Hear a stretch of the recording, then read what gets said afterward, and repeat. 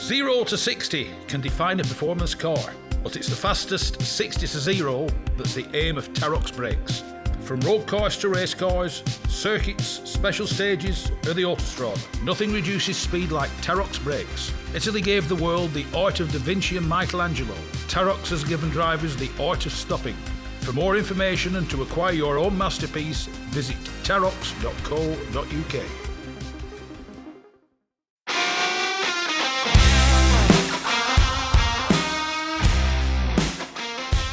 Yes, it's me, Mark Stone, and this is the Backseat Driver podcast.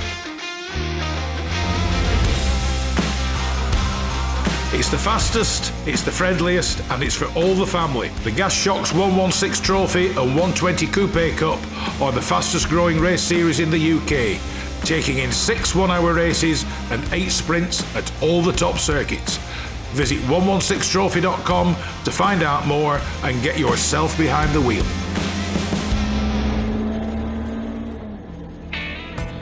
From a pot of tea to TT motorbikes. From a classic English breakfast to a full serving of classic cars. Bridge House Tea Rooms is the Northwest premier classic car meeting location for cars, bikes, tractors and owners clubs. So no matter what your automotive appetite might be, visit Bridge House Farm Tea Rooms on their Facebook page or call John and Alicia on 07980 444 221 for show details and to reserve your own table and parking space. I'm here at Three Sisters Circuit near Wigan with Mark White and Jill Baines from Mission Motorsport, and it is one of their track days for veterans. Mark, what exactly is Mission Motorsport to start off? So Mission Motorsport is the Forces Motorsport charity. So in short, we use motorsport as the engagement piece to get veterans and anyone from the armed forces community together to help put a smile on their face. So are these events a regular event, track days? Yeah, they are. So Wigan, Three Sisters at Wigan very kindly let us have the use of the circuit once a month here. But we probably deliver over 100 events a year across the nation. And how many veterans attend? So here today we'll probably have close to 40 veterans. A couple of those will be serving and a couple of those might be carers or close family members. And how do the veterans find out about this? So if you're registered as a Mission Motorsport beneficiary, we will send you a monthly newsletter. We'll also email everybody who's registered directly for events. We have an Instagram page, Facebook page and Twitter. And the cars that are here and the drivers, how do you gather those together? So we have a database of drivers that have very kindly offered their time and their cars to run our events, and I will put a shout out 6 to 8 weeks prior to an event to that database of drivers to see if they would like to come and have some fun with us. Right, so I noticed today there's quite a cross-section of cars from what you might call fast saloons or fast road cars through to competition cars or track day cars. Is it always this cross-section of vehicles? Yeah, absolutely. So today is a bit of a pick and mix, really. The next event that we're running here is a supercar day. So you'll see less of that wide variety of cars. It'll be supercar themed. So, Porsches, Ferraris, McLarens, things like that, as opposed to, some of the MX-5s. There's an old Lotus Cortina here today and a Chevy Coupe. So as today is just a variety of cars, bit of a free-for-all for any. But the events throughout the rest of the year will generally have a theme to them. And is there a cost to the veterans or anything, or isn't this all done as a voluntary basis? There's absolutely no cost to the veterans here today. It's totally free of charge for them to come down and jump in the cars. Now, Jill, apparently you're more admin related. What is your role exactly? I'm responsible for bringing in a lot of the funding to support the charity's work. I'm head of grants, donations and sponsorship. We do get a degree of funding from the government, but a lot of our funding we have to source from military charities. We are supported by the Army Benevolent Fund and Veterans Foundation, but we do go out to a lot of civilian charities who support veterans as well. Are you into motorsport? I can tell the difference between a green car and a blue car, but... So you won't be commentating on an F1 race anytime soon? Well, I'm very good at public speaking, so I'm happy to do that. I admire the vehicles, but more than that, I admire the spirit of the drivers who give up their time and the costs associated with the car to support the veterans. So how much does it take to put one of these events on? Not price-wise, I mean time-wise, admin-wise and everything else. Well, I think the time-wise very much comes from Mark and the rest of the operations team, because as he said, the prep starts 8 weeks before. There's a lot of social media that goes into it. There's building communications with the track team here and being compliant with all the vehicles that we bring up, etc. So there are a lot of costs associated with it. However, we are very lucky to be supported for this particular event by British Aerospace Engineering, who do provide us with an annual grant to assist with this event. So if somebody wants to find out more, how do they find out? You mentioned social media, there's a website. What are the addresses as such? Or is it a case of Google Mission Motorsport and away you go?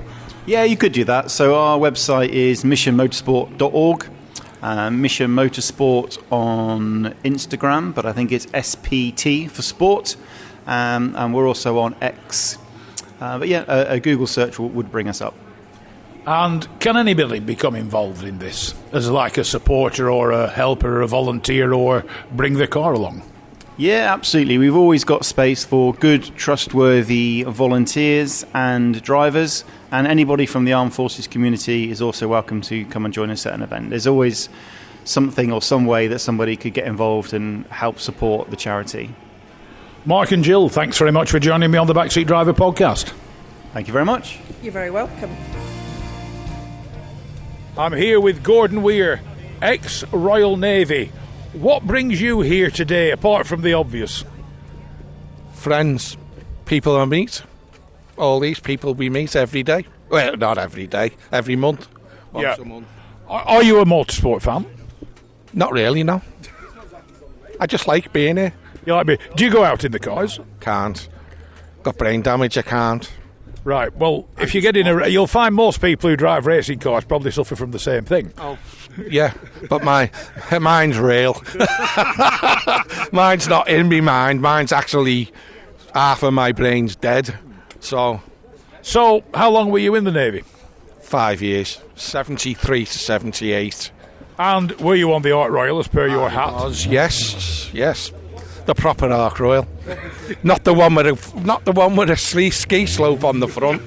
The real Ark Royal, and I was on the programme Sailor as well. All right, so this is your first time in front of a microphone? Nope, I was on the telly a couple of months ago. I was with Jay Blades and Delboy. All right, doing what? What was it called?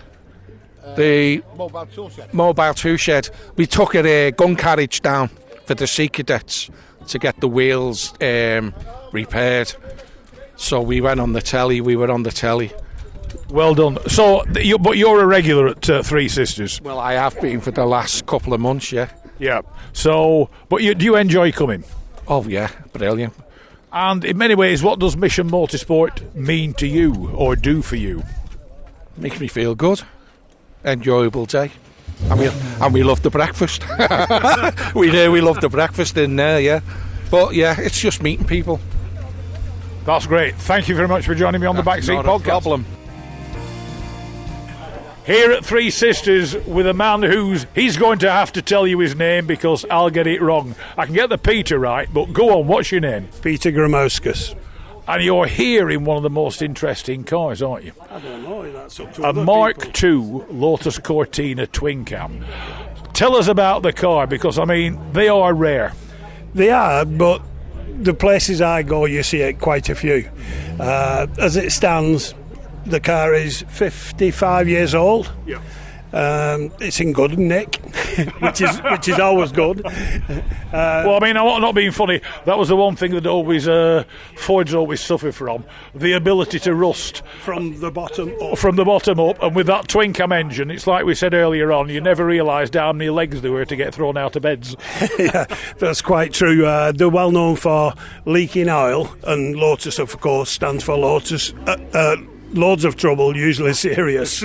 Well, there's a saying, isn't there? If it's an old English car, old British car, and you're reversed out the garage in the morning, there's no pool of oil underneath, what's wrong? Yeah, there's no oil left in it. I guarantee you mine has. What do you do? I mean, you're here putting it round Three Sisters Circuit. Yeah. Do you use it hard as such? No, it's first time I've ever been on a racetrack. I'm doing it because of the situation, with the Mission Motorsport. Mission Motorsport, and that's it. Dej asked me if I wanted to do it, and I said yeah. What's it like living with a twin cam Lotus Ford Cortina? Easier than living with a woman, and I've got one of them. Is it worth more or less? I'm not going to commit to that. I mean, is the car restored? Do you do a lot of work to it? Yes, it's been restored probably 3 times since I've had it, but the basis is very good. So yeah. And the twin cam engine. What are the twin cam engines like to live with, and what do they like to drive? Drive-wise, it's all about the noise. You got loads of induction noise, which is lovely music. If you notice, the car hasn't got a radio in. It's got a radio aerial, but no radio. So you just ride around with the windows down? Yeah, that's the one. You got it right. When you think about it, this car is very 60s. It's got no power steering, no electronics whatsoever, window winders, which also passes for your air conditioning. But they don't pack up, do they? No, and if they do, if you have a problem, you can usually get home. Yeah. Whereas a modern car, you get a problem with a modern car and you're lucky to get home. Yeah. Yeah, well, I mean, there's the one thing. I mean, what did they say over Christmas? Electric car owners, 80% of them got home, 20% were hoping to. Yeah, well, that's another story, isn't it, electric cars? But, I mean, I conclude you're a Ford fan. Yes. I'll just check my shirt. But it's nice to see, and by the looks of it, it's attracting attention. Yeah, oh, yeah, people are loving it. There's a couple of the ex-vets, or the vets, I should say, that really do like it, because they're from that era as well, some of them. Yeah. And it's like you said, they're just nice to see and hear, aren't they? Yeah. Well, there's 2 old cars here today, and the rest are what I consider modern. David, thanks very much for joining me on the Backseat Driver podcast, and thanks for coming here to Three Sisters for Mission Motorsport. You're welcome, thanks. Something of a regular on the Backseat Driver radio show and the Backseat Driver podcast, the one, the only David Dargelet of Retributes. Today here at Three Sisters with his Westfield. David, welcome once again. Hi, Mark. What brings you here, and is this a regular outing for you? This is the first time I've ever done this. It's a charity event for veterans today, so I thought I'd come down, give it a try, but I'll probably do another. So you're enjoying yourself? Yeah, really enjoy myself, yeah. How many passengers have you had out up to press? I would say 6 or 7, and they've all got out and they've got a smile on their face. For a lot of them, I get the feeling it's their first time doing anything like this. Some of them, yeah. Some of them have never been on track, never been in something like a Westfield or a Caterer or anything like that, but some of them have done a few laps in things before. And for you, from my point of view, a Westfield is an unusual vehicle. You're normally to be seen behind the wheel of something huge and American. Why the Westfield? I bought the Westfield 2003, so 21 years ago. It's my type of thing, really. I do like the American stuff, but it just doesn't handle like this does. Because you used to be well known for your Dodge Viper, didn't you? Amongst other things. Big end. I've had that round here, and it doesn't perform like this does. Yeah, it's a big lumbering thing. I mean, they're technically a road car as well. I mean, what is it about the Westfield that you like and the cars of this ilk? They just go so well. They handle. They just. What else can you buy for that sort of money? I paid $7,000 for that 21 years ago, and it's probably still worth that now. But what can you buy for that sort of money? What can get you around a track that quick? Probably nothing. And it's like you said, £7,000 today won't buy you very much. You're into a used car, and probably nothing particularly spectacular. But with a Westfield, ultimately it was a Colin Chapman design, and it was designed as a racing car. It was, yeah. There's a bit of history behind that with the Lotus and Caterham and the litigation with Westfield. Yeah. Anyway, enjoy the rest of your day, and thanks for joining me on the Backseat Driver podcast. Thanks, Mark. You too. It's lunchtime here at Three Sisters with Mission Motorsport, but here's Mark Mulryan. Are you enjoying yourself? Absolutely love it. It's my first time at Motorsports, and it's absolutely fantastic. Yeah, really loving it. So you've never been on the circuit before? Never been on the circuit before. On my first day, and it's been absolutely amazing up to now. Yeah, gone out with some fantastic people. Can't thank them enough for giving up their time and obviously letting us accompany them in their cars. It's absolutely amazing. It's really good. Yeah, really good. Really well organised. What sort of cars have you been out in up to press? First car I went out in was a Jaguar, I think it's a Jaguar XF, and then I went out in the Lotus Cortina, which was absolutely stunning to sit in, and I've been out in I think it's not quite a Caterham, but I think it's... Oh, it's the Westfield of David Dorgelet. Yeah, the Westfield was amazing. Dave was amazing. Yeah, the way the guys drive their cars, they're absolutely... They're phenomenal, yeah, they really are. Brilliant. Have you any interest in motorsport? Yeah, I am a bit of a petrol head, yeah.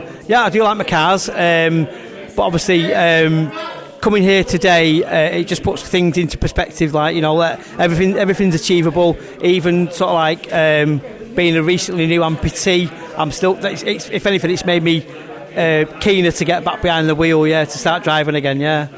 So, how do you go on driving now? At the moment, I'm not driving because I'm only recently become a new amputee, so I'm attending rehab and I'm learning to walk again with a prosthetic. But I've just ordered my new car, which I'm quite pleased about because I've never owned a brand new car before. So after today, I'm quite keen to get behind the wheel again. Yeah. So, but it's inspiring. It's amazing. It's fantastic. Yeah. I've never done anything like this before, and I'm totally blown away by it all. Yeah. The organisation, the fact that people giving up their time and coming down with the cars and letting people, us experiencing the day. It's brilliant, fantastic. Yeah, can't thank you guys enough. So what have you bought? What's your new car? I bought a Renault Austral. I never thought I'd go for a French car, but I've been looking at a couple of SUVs, and that was more to my needs and stuff. Yeah, and plus my dealer's on my doorstep as well. Unfortunately, I've got to wait 3 months for it to be made, but everything comes to where you wait. So I'm looking forward to getting it. Yeah. And of course, we won't mention that you'll be putting it out on the circuit. I'll never know. You never know. Never say never. But no, it's been amazing today. It's really good. Yeah. First time we've come, and and Blesma have been absolutely fantastic in obviously inviting us down.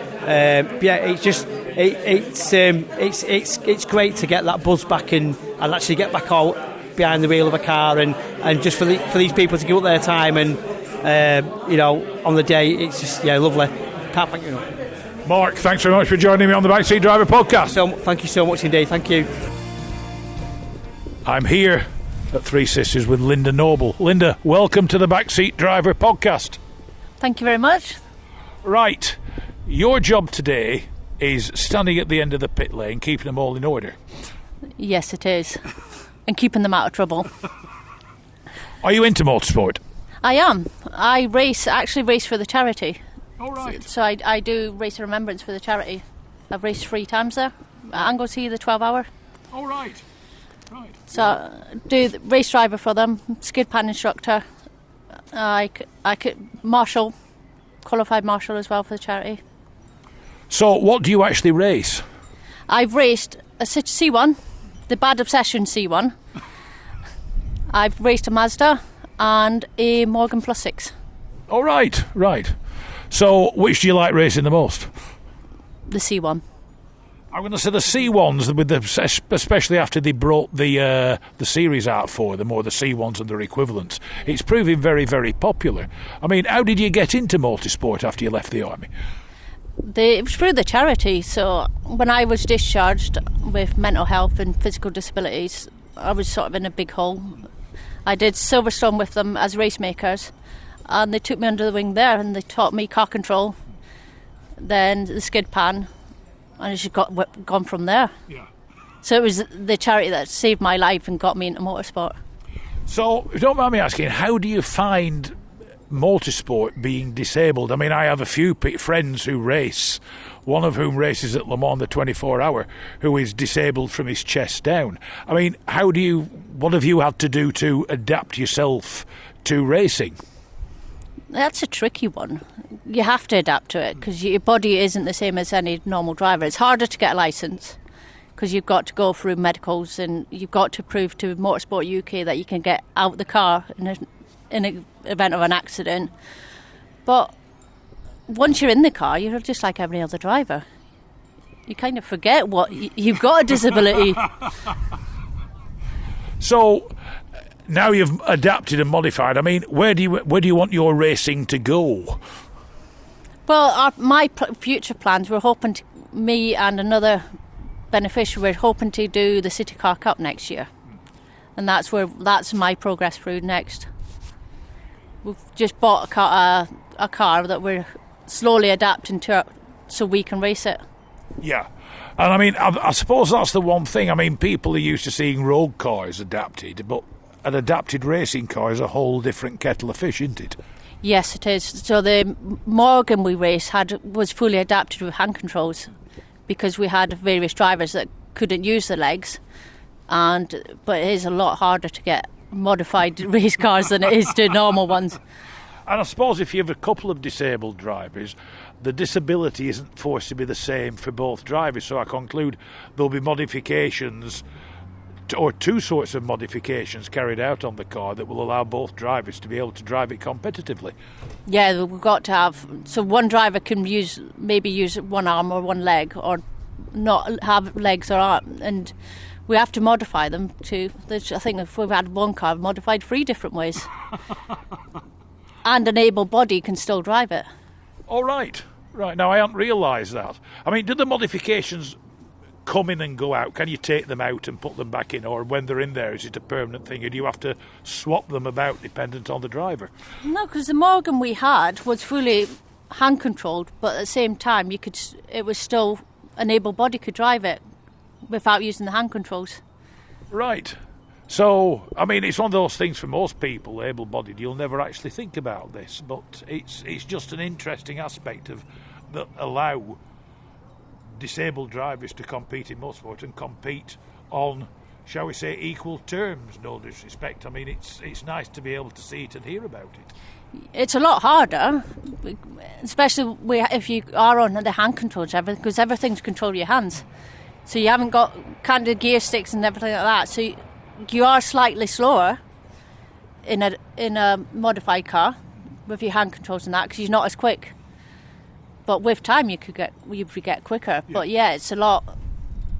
Once you're there, you're behind the wheel like everyone else is, but it is harder. So standing in the pit lane today will seem a little bit slow compared to what you normally used to.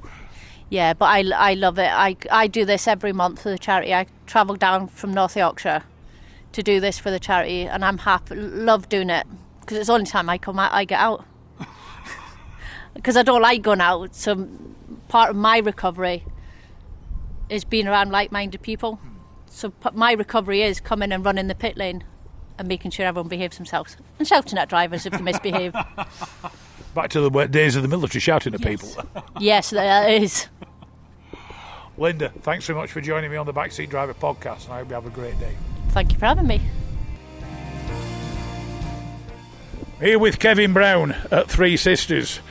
Kevin, welcome to the Backseat Driver podcast. Thank you. What's your involvement with Mission Motorsport, and what brings you here today? So, as a veteran, I'm a beneficiary of Mission Motorsport, in that I come to the track and get passenger rides in fast cars around the track. I've been with the Royal British Legion, so I was in the military for 23 years. I came out in 2000. I've been a standard bearer since that for the Royal British Legion for 23 years. And yeah, this sort of comes and levels your head a little bit after the daily toils of life, if you like. Are you into motorsport? Yes, I am. So I've loved cars from an early age, and again through Mission Motorsport, I've been fortunate enough to go to Silverstone, to go around the track at Silverstone at their national transition event in February. As with my wife, because she's a veteran too, so we get around to go around the track together, and yeah, we really enjoy it. And through Mission Motorsport, I'm now a race maker at Silverstone, so I go there and assist Mission Motorsport with crowd control and assisting out as a volunteer down there. And what branch of the military were you in? I was in the army for 23 years. Mostly around nine years in Germany, but I did the Falklands, a couple of tours in Northern Ireland, Germany, Cyprus. So, does motorsport come anywhere near the shall we say, the excitement and intensity of a career in the military? Yeah, I think it's that buzz that you get. Certainly did within the military, but yeah, it's more a chance to forget that kind of background. That's why I think it's so good, and I particularly believe it's good for PTSD, for the simple reason that it sort of puts all your troubles on the back burner as you concentrate more on the motorsport and the enjoyment of the adrenaline as you go around the track. Well, that's one thing about being on a circuit. You can't be thinking about what you're having for your tea. Have I sent a check off to this lot? When you're out there on the circuit driving, you do have to be relatively focused on what you're doing. Yeah. But I mean, I've driven around the track in my own car as well, on the track. But even as a passenger, I think you're just captured in the moment as you go around the track. And particularly when it's wet and in the snow and ice, we do have some good fun in that, in the snow and ice and stuff. Yeah. Kevin, thanks very much for joining me on the Backseat Driver podcast. Thank you very much.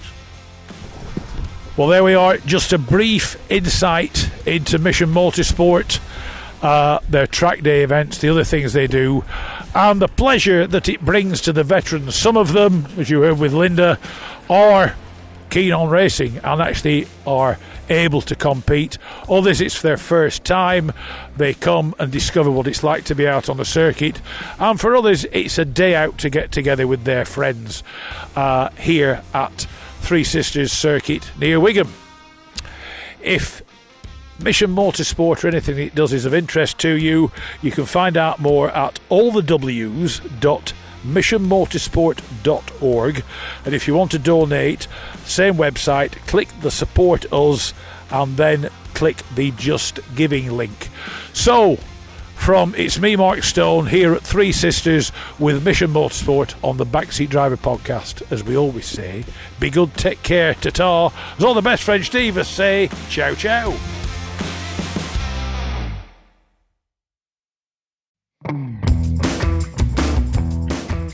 Rarely beaten on price, never beaten on service. Whether it's cars, bikes or commercials, Hoddy Tyres are the best in the business. And when it comes to tyre expertise and advice to supplying the correct tyres for your vehicle's specific requirements, nobody comes close to David Lakin and the Hoddy Tyres team.